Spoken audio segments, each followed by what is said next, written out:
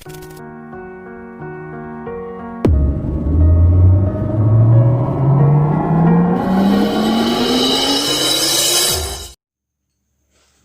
Morning students.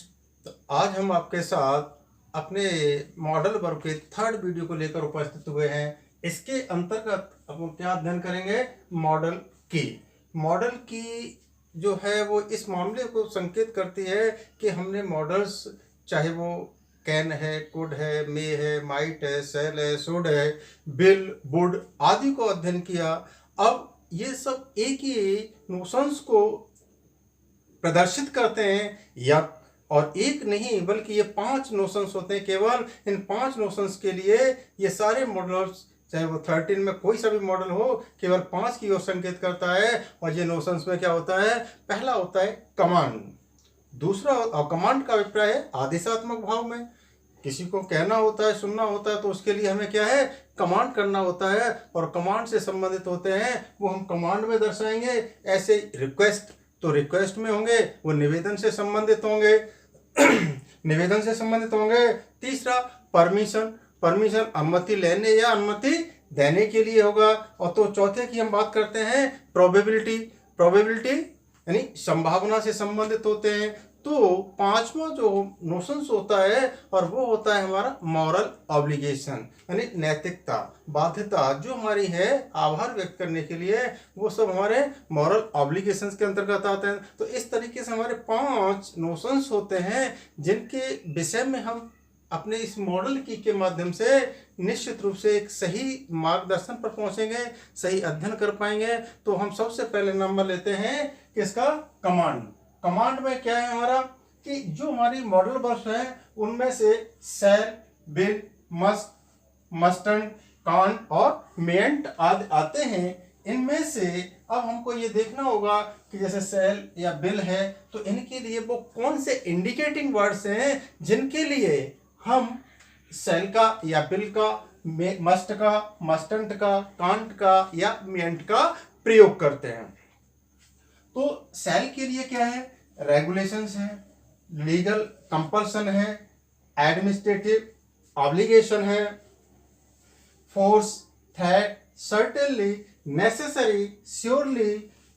अब ये word जो है force, threat, certainly, necessary, surely, किसके साथ? With second and third person subject. इनका ये खास बात होती है कि ये शैल है और शैल का प्रयोग हमेशा फर्स्ट पर्सन के साथ होता है, किंतु यहाँ जब कमांड की बात होती है तो इस शैल का प्रयोग second and third person subject के साथ किया जाता है। इस बात का सभी विद्यार्थियों को ध्यान अवश्य रखना चाहिए।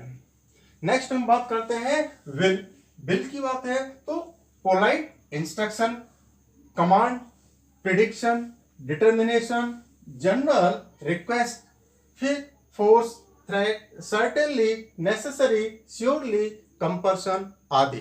इस तरीके के जो होते हैं वर्ड वो हमारे से वर्ड जो कीवर्ड्स के रूप में जाने जाते हैं और वो हमें किसके साथ के संकेत करते हैं? विल, जो हमारे मॉडल वर्ग के रूप में है। तो हमने सबसे पहले सेल और बिल को जाना। तो बिल की एक और क्या, जिस तरीके से हमने सेल के लिए सेकंड और थर्ड पर्सन की बात की थी, तो बिल के लिए क्या होगा?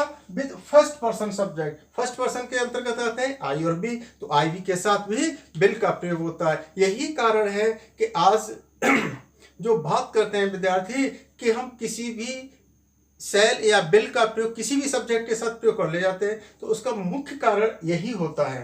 अब बात करते हैं इसके आगे नेक्स्ट मस्ट की। तो मस्ट का प्रयोग किसके लिए करते हैं? Order, threat, sense of obligation, compulsion, mandatory, coercion, compelled, certainly, surely, essentially, necessity, inevitable, command, etc. इन सब भाव के अंतर्गत हम किसका प्रयोग करते हैं? मस्ट का प्रयोग करते हैं। विशेष रूप से इसका एक और है कि थ्रेट, हमेशा मस्ट में थ्रेट और जरूर आता है जो हमें निश्चित रूप से जानना चाहिए। तो हमने अपना सेल और बिल और मस्ट का अध्ययन कर लिया जो हमें कमांड के लिए प्रयोग करना होता है। अब इसी के साथ हम बात करते हैं कि इसी कमांड के अंतर्गत प्रोहिबिशन भी होता है, अर्थात इनका निषेधात्मक अर्थ। जब कोई चीज पॉजिटिव सकारात्मक होती है तो कोई नकारात्मक भी हो सकती है, नेगेटिव सेंस में जा सकती है। तो वही जो आदेश जो नकारात्मक सेंस में होते हैं वो किस भाव में प्रयोग करते हैं, मस्ट एंड, अर्थात प्रोहिबिशन। सीधा सा बात आती है कि प्रोहिबिशन होता है। इसी तरीके से can't, not allowed to, not permitted to, may and prohibition in return instruction. इस तरीके से ये हमारे निषेधात्मक अर्थात नेगेटिव सेंस में प्रयोग किए जाते हैं। अब हमने यहाँ जान लिया कि ये सारे वर्ड्स जो हमारे हैं वो कीवर्ड्स हैं, सीधा सा कीवर्ड है इनको कि हम जो हमारे कमांड करने वाले मॉडल्स जो हैं वो मॉडल्स, इनके लिए अगर हमने एक अध्ययन कर लिया तो हम सही तरीके से उनका सही चयन आंसर देते समय कर पाएंगे। और फिर इसके बाद हम दूसरी बात करते थे रिक्वेस्ट की, तो रिक्वेस्ट को अभी इसी पर ही क्लियर करते हैं।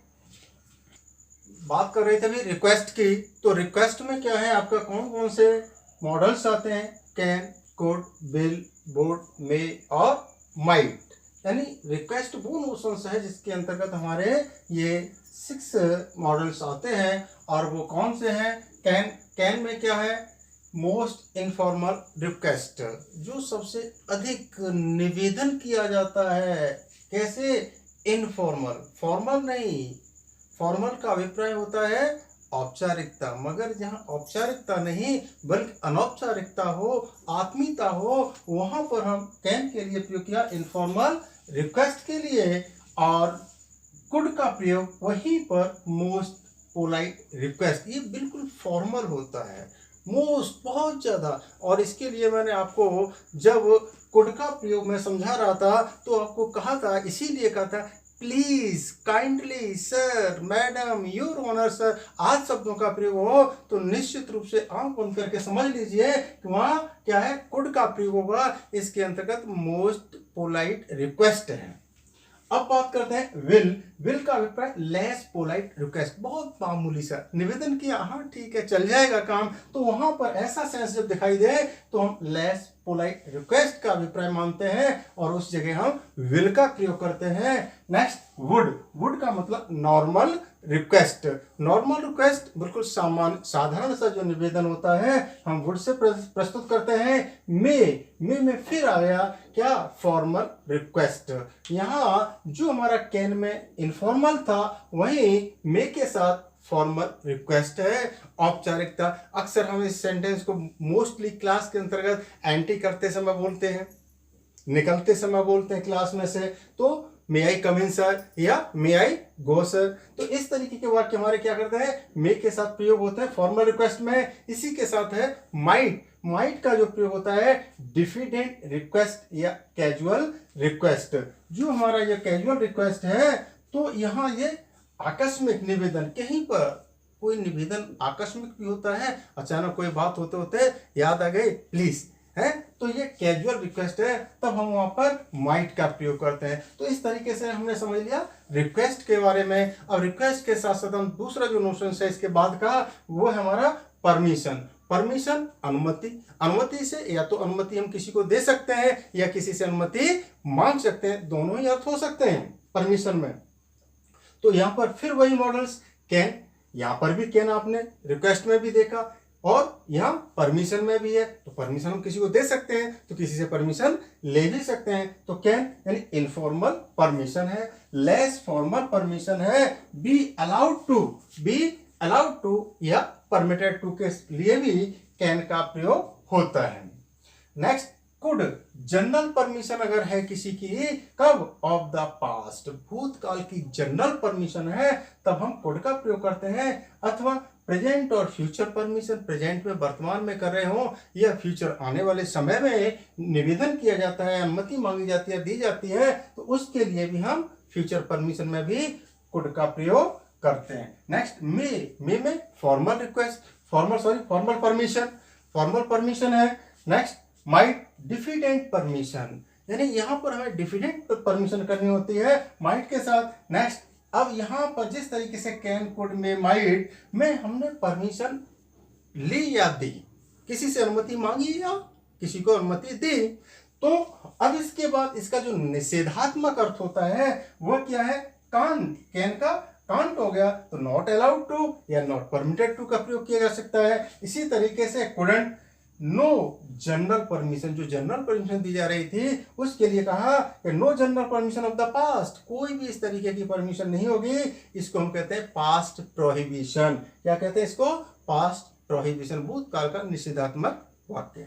अब नेक्स्ट है हमारा मेंट नो फॉर्मल परमिशन। जिस तरीके से हम फॉर्मल रिक्वेस्ट कर रहे थे, रिक्वेस्ट वाले में मे के साथ फॉर्मल रिक्वेस्ट, तो यहां पर निषेधात्मक अर्थ में नो फॉर्मल परमिशन है। और बात करते हैं कि यहां पर सब क्यों नहीं बताया निषेधात्मक, तो जब हम किसी से रिक्वेस्ट कर रहे हैं तो रिक्वेस्ट का मतलब पॉजिटिव ही होता है, निषेधात्मक वहां बिल्कुल भी नहीं होता। इसीलिए परमिशन के अंतर्गत आपको निषेधात्मक शब्द भी मिले मगर रिक्वेस्ट के अंतर्गत नहीं मिले। तो इसके नेक्स्ट के बाद जो हमारा है वो हमारा ऑब्लिगेशन में क्या होता है नोशंस में है? अभी मैंने इससे पहले आपको बतला दिया था, क्या बतला दिया था? प्रोबेबिलिटी, प्रोबेबिलिटी, प्रोबेबिलिटी यानी संभावना से संबंधित। तो अभी हम प्रोबेबिलिटी का भी अध्ययन, प्रोबेबिलिटी, प्रोबेबिलिटी जो हमारा मॉडल्स के अंतर्गत जो नोशंस आता है वो नोशंस हमारा प्रोबेबिलिटी है। और प्रोबेबिलिटी में हमारे कौन कौन से मॉडल्स काम करते हैं? वो है can, could, may, might, must, would, should, ought to. ये जो हमारे मॉडल वर्ब्स है ये हमारे प्रयोग करते हैं, प्रोबेबिलिटी के लिए कार्य करते हैं। नेक्स्ट इसी के साथ साथ निषेधात्मक अर्थ में जो कि प्रोहिबिशन होता है उसके लिए कांट और कुडंट और मेंट का प्रयोग किया जाता है। तो हम सबसे पहले बात कर रहे थे कैन की, कि कैन का प्रयोग प्रोबेबिलिटी में किस तरीके से किया जाता है, किन कीवर्ड्स के लिए किया जाता है। तो कैन का जो प्रयोग होता है वो है हमारा जनरल पॉसिबिलिटी, जनरल पॉसिबिलिटी है, थ्योरेटिकल पॉसिबिलिटी है। और ठीक इसी तरीके से कैन का फर्स्ट फॉर्म कुड, कुड के लिए प्रेजेंट, थ्योरेटिकल और factual possibility. Next occasional possibility, इस तरीके से हमारा इन पॉसिबिलिटी के लिए कुड का प्रयोग होता है। मे का प्रयोग फैक्चुअल पॉसिबिलिटी या प्रोबेबिलिटी, लाइकलीहुड, इन सब के लिए जो हमारा मे का प्रयोग होता है। नेक्स्ट मे का माइट, माइट में रिमोट पॉसिबिलिटी अथवा प्रोबेबिलिटी। पॉसिबिलिटी कहें या प्रोबेबिलिटी दोनों का अर्थ एक ही होता है। ऐसे ही मस्ट, मस्ट के अंतर्गत स्ट्रॉन्ग पॉसिबिलिटी, ये ध्यान रख लेना कि ये स्ट्रॉन्ग पॉसिबिलिटी जब आए तो मस्ट का ही प्रयोग होगा। नेक्स्ट हम बात करते हैं वुड, और वुड के लिए प्रेजेंट अजम्पशन है अथवा डिडक्शन है। फिर शुड, शुड का अभिप्राय होता है future possibility, probability, future probability या पॉसिबिलिटी के लिए। ऑट टू, ऑट टू और शुड टू समान है, फ्यूचर प्रोबेबिलिटी के लिए ही इनका प्रयोग किया जाता है। अब निषेधात्मक अर्थ की बात जो कर रहे थे, कांट, कांट में general possibility in negative sense, ठीक वैसे ही कांट का कुडंट पास्ट फॉर्म, तो factual possibility in negative sense, meant factual possibility in negative sense. इस तरीके से हमने अपने चौथे नोशंस प्रोबेबिलिटी को अध्ययन किया। नेक्स्ट हमारे 5वें नंबर पर आता है मॉरल ऑब्लिगेशन। अब हम मॉरल ऑब्लिगेशन पर भी चर्चा करते हैं। मॉरल ऑब्लिगेशन जो हमारा मॉडल्स है और मॉडल्स का जो नोशंस है मॉरल ऑब्लिगेशन, उसके अंतर्गत आपके आते हैं शुड है, ought to, must, has to या have to, had to, shall या will के साथ have to, needn't, daren't, mustn't, shouldn't, wouldn't, couldn't, oughtn't आदि जो है हमारे मॉरल ऑब्लिगेशंस के अंतर्गत प्रयोग किए जाते हैं। अब हम वन बाय वन बात इसके अंतर्गत भी बात करते हैं। पहले शुड, शुड का प्रयोग हम जो करते हैं वो किसके लिए? एडवाइस में, suggestion, counsel, duty, obligation, sensible action, correct action, इन सब के लिए हम शुड का प्रयोग करते हैं। जो हमारे ये क्या है? इंडिकेटिंग वर्ड्स हैं, की वर्ड्स हैं। नेक्स्ट हम बात करते थे ऑट टू, ऑट टू है मॉरल ड्यूटी, ऑब्लिगेशन आदि के लिए किया जाता है। मस्ट, मस्ट का प्रयोग किया जाता है strong, advice, suggestion, council, obligation. इसी तरीके से हैज टू और हैव टू का जो प्रयोग किया जाता है प्रेजेंट एक्सटर्नल ऑब्लिगेशन। तो ये प्रेजेंट एक्सटर्नल ऑब्लिगेशन, ऑब्लिगेशन का मतलब आभार, एक्सटर्नल बाहरी, और फिर प्रेजेंट वर्तमान का, अर्थात हम किसी तरीके से बाहरी जो क्या नाम है ऑब्लिगेशन है, आभार है, उसको हम व्यक्त करें। ऐसे had to past external obligation, ये हम प्रेजेंट में कर रहे थे तो हम ये पास्ट टाइम के लिए करते हैं। ऐसे ही शैल और विल के साथ हैव टू का प्रयोग भी फ्यूचर एक्सटर्नल ऑब्लिगेशन के लिए किया जाता है। तो ये तीनों हैज टू, हैड टू और शैल यानी प्रेजेंट, पास्ट और फ्यूचर क्रम से तीनों को एक साथ लिया है, तो जिससे हम बहुत ही सुगमता से, आसानी से अंतर को भी क्लियर कर लेते हैं। नीडेंट, नीडेंट का प्रयोग करते हैं नॉट नेसेसरी, अर्थात आवश्यक नहीं, या एब्सेंस ऑफ ऑब्लिगेशन, जहां पर किसी तरीके का कोई आभार नहीं है। डेयरेंट नॉट करेजियस, अर्थात इसमें कोई भी साहस या हिम्मत वाला कार्य नहीं होता, तो हम डेयरेंट का प्रयोग करते हैं। Mustn't strong advice in negative sense, अगर हमें किसी को सलाह ऐसी मजबूती के साथ देनी जो कि नकारात्मक हो, अर्थात कोई कार्य कर रहा है, गलत कार्य कर रहा है और हमने उसके लिए सलाह दी कैसे, नकारात्मक, नहीं आपको ये काम नहीं करना, तो ये क्या है, नेगेटिव सेंस है। नेक्स्ट हमने बात की डेयरेंट, डेयरेंट नॉट करेजियस वर्क, साहसिक कार्य के लिए। फिर mustn't strong advice in negative sense, जो अभी बतलाया था। फिर बात करते थे शुडंट, जनरल एडवाइस, सामान्य सलाह परामर्श इन नेगेटिव सेंस, कैसे, नकारात्मक अर्थ में। फिर वुडंट नॉट डिडक्शन, यहां पर हमें किसी तरह को डिडक्शन नहीं मिलता। Next couldn't no, not general permission, ये हम किसी तरीके की कोई परमिशन, अनुमति नहीं देते। कुडंट के साथ में oughtn't to moral duty, obligation in negative sense, नकारात्मक अर्थ में हम नकारात्मक कर्तव्य या ऑब्लिगेशन के लिए हम किसका प्रयोग करते हैं, ऑटेंट टू का प्रयोग करते हैं। इस तरीके से हमने ये सब नोशंस को जान लिया, जो 5 नोशंस थे। पहला हमारा क्या था, कमांड, दूसरा क्या था, रिक्वेस्ट, तीसरा क्या था, परमिशन, चौथा प्रोबेबिलिटी, और पांचवा आपके सामने मॉरल ऑब्लिगेशन। इस तरीके से हमने पांचों जो अपने नोशंस थे उनका अध्ययन किया, उनके कीवर्ड्स को भी जाना, अर्थात इंडिकेटिंग जो वर्ड्स हैं उनको भी जान लिया, उनके साथ साथ अपने मॉडल वर्ड्स को भी समझ लिया। अब हमने इस तरीके से ये थर्ड स्टेप जो लिया था कि मॉरल की का, तो हमने अपने नोशंस के लिए लिया था, जो नोशंस हमारे जो थे 5, और पांचों को विधिवत समझ लिया। अब जो मेन स्टेप जो आता है वो आता है हमारा एक्सरसाइज का, कि परीक्षा में जो क्वेश्चन पूछा जाता है कि हमें मेन चीज हमारी क्या है, सब कुछ अध्ययन करने के बाद एग्जाम, तो एग्जाम में हम किस तरीके से फाइट करें, किस तरीके से उसके सॉल्व करें, वो हम बात करते हैं एक्सरसाइज में। हाँ, बात कर रहे थे हम एक्सरसाइज की। एक्सरसाइज में क्या होता है कि हमारी 3 प्रकार की एक्सरसाइज हो सकती हैं परीक्षा के अंतर्गत। नंबर 1 ये है कि fill in the blanks with suitable modals given below, अर्थात जो मॉडल्स दिए जाते हैं उसको एक ब्रैकेट में दे दिया जाता है और उन सेंटेंस में से हर वाक्य में अलग अलग मॉडल्स को फिलअप करना होता है। तो इसमें जो एक्सरसाइज का पहला सेंटेंस है, he dot dot dot swim very well to his youth, to his youth. अब इसके अंतर्गत हमें जो मॉडल्स दिए गए थे वो थे ब्रैकेट के अंतर्गत can, should, may, might, must और कुड। तो इसमें से हमें देखना क्या था, एक तरीके से पहचानना ये था कि हमने जो मॉडल्स के नियमों को पढ़ा, अच्छे से विधिवत अध्ययन किया, उसमें से कुछ न कुछ ऐसा मिला होगा जिससे कि हम पहचान लें कि इसमें कौन सा मॉडल्स सही होगा। तो यहाँ हमने देखा कैन प्रेजेंट के लिए है, और शुड सलाह आदि के लिए होता है, संभावना है, माइट आवश्यक है, मस्ट आवश्यक होता है, ऐसे कुड पास्ट के लिए चला गया।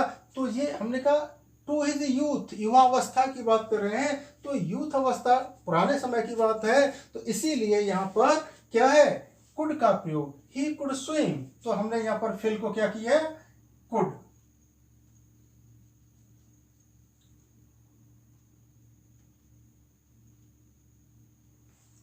और अंडरलाइन किया। ठीक इसी तरीके से सेकंड सेंटेंस में you are not well at all, आप बिल्कुल भी इस समय स्वस्थ नहीं है। You dot dot dot see a doctor at once. तो इसके लिए हमें जो प्रयोग करना होता है, तो हमें ये देखना एक परामर्श है और वो भी एक निश्चित आवश्यक रूप से है। तो यहाँ बिल्कुल क्लियर हुआ कि can, should, may, might, must और कुड में से जो मस्ट है वो यहाँ पर क्लियर हो जाता है कि हमें मस्ट फिलअप करना होगा।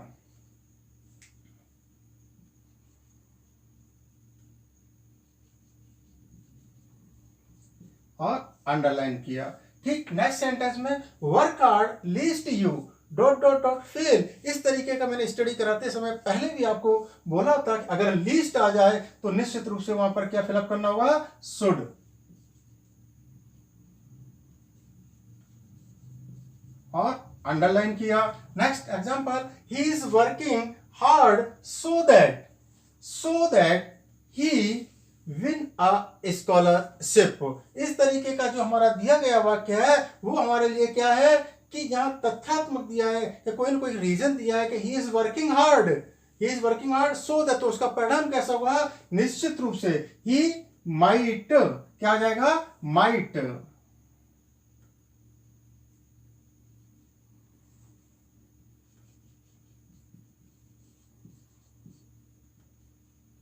और इसको अंडरलाइन किया। नेक्स्ट हमारी सेकंड जो एक्सरसाइज है वो एक्सरसाइज क्या है, fill in the blanks with a correct modal according to given word in bracket. एक ब्रैकेट में शब्द दिया जाएगा, इंडिकेट करेगा कि वो मॉडल वर्ब को बतलाएगा, उसका संकेत करेगा कि इस सेंटेंस के अंतर्गत जो ब्लैंक्स है उसमें कौन सा मॉडल वर्ब भरा जाएगा। अब उसके लिए हमने सेंटेंस को पढ़ा, my daughter dot dot dot speak English well ability दिया गया है, तो और वो भी वर्तमान की बात होगी तो निश्चित रूप से यहाँ कैन का प्रयोग होगा। और अंडरलाइन किया। Next, students dot dot dot respect there teachers obligation, आभार, तो निश्चित रूप से यहां पर भी है क्या, मस्ट, क्योंकि स्टूडेंट्स को निश्चित रूप से अपने अध्यापकों का सम्मान करना चाहिए, रेस्पेक्ट करना चाहिए। नेक्स्ट थर्ड में दिया, young generation dot dot dot smoke prohibition. अब यह निषेधात्मक वाक्य है, निषेधात्मक वाक्य तुम्हारा क्या होगा, क्या करेंगे हम, नेगेटिव सेंस में वर्ब को लाएंगे और वो भी एक ऐसा वाक्य जो हमें संदेश दे रहा है कि जिसको तो किसी कीमत पर करना ही नहीं चाहिए, आवश्यक दे दिया तो मस्टंट, क्या हो जाएगा फिर, मस्टंट। एक आदेशात्मक सुझाव मिला मस्टंट कि हमें निश्चित रूप से किसी तरीके का धूम्रपान नहीं करना चाहिए, और विशेष करके यहाँ पर यंग जनरेशन की बात की, युवा पीढ़ी की बात की है, उनको तो बिल्कुल भी नहीं करना चाहिए। नेक्स्ट, अब फिर you please help me in my work, polite request, विनम्र निवेदन है, तो विनम्र निवेदन के लिए यहाँ पर हम कुड का प्रयोग कर सकते हैं, वुड का भी प्रयोग हो सकता है, मगर ये वर्ड प्लीज आ गया तो यहाँ पर हमें क्या करना होगा, कुड का प्रयोग करें। नेक्स्ट थर्ड नंबर की जो एक्सरसाइज हो सकती है एग्जाम के अंतर्गत, उसमें क्या है, choose the correct answer from the given alternatives. जो ऑल्टरनेटिव्स दिए हुए होते हैं उनमें से हमें एक सही विकल्प चुनना होता है। बकाया के 3 जो विकल्प होते हैं उनको क्रॉस करना होता है, काटना होता है, ठीक है। तो इसमें से, और वो विकल्प ए बी सी डी या 1 2 3 4 के रूप में किसी भी तरीके से होते हैं, उनको हमें ये सेलेक्ट करना है कि हमें कौन सा मॉडल्स हमारा सही है। You dot dot dot take the medicine regularly, तो यहाँ पर दवा के बारे में बात की जा रही है, नियमित की जा रही है, तो इनमें विकल्प को देखते हैं, A will, B must, C may, D should. तो यहाँ पर से क्या है, विल जनरल है, मस्ट अवश्य, मे संभावना है, शुड एक सलाह परामर्श है, मगर क्या है, मेडिसिन हम उसको छोड़ भी नहीं सकते तो आवश्यक रूप से है, तो यहां पर हमारा बी जो विकल्प है वो सही था, मस्ट, अंडरलाइन किया। नेक्स्ट सेंटेंस हमारा क्या था, the weather is cold, we dot dot dot have a snowfall. यहां पर मौसम को देखते हुए कहा कि मौसम कैसा है, कोल्ड है, तो हो सकता है, संभावना व्यक्त हो रही है। वुड, शुड, कुड और मे, तो संभावना किससे व्यक्त होती है? डी आंसर से। तो हमने क्या किया, इसको मे को फिलअप किया और अंडरलाइन किया, शेष हमारे क्या है, क्रॉस हो गए। ऐसे इसमें भी जो शेष थे वो क्रॉस किए। और लास्ट हमने इसके लिए कहेंगे कि अगर बाय द वे कंपटीशन में आपको इस तरीके का एग्जाम आया गया, तो आप उस समय आते समय क्या करेंगे, वहां पर आपको लिखना नहीं है, फिलअप नहीं करना होता है, बबल्स को डार्क करना होता है। तो जो भी आपका चयन किया है, आपने सेलेक्ट किया है, चूज किया है अल्टरनेट को, उस अल्टरनेट के विकल्प को आपको बबल्स में डार्क करना होगा और वही आपका सही जवाब माना जाएगा। और इस तरीके से हमने विधिवत शुरू से, यानी पहले जो वीडियोस हमने दिया था उसमें हमने मॉडल वर्ब के अर्थ को समझाया।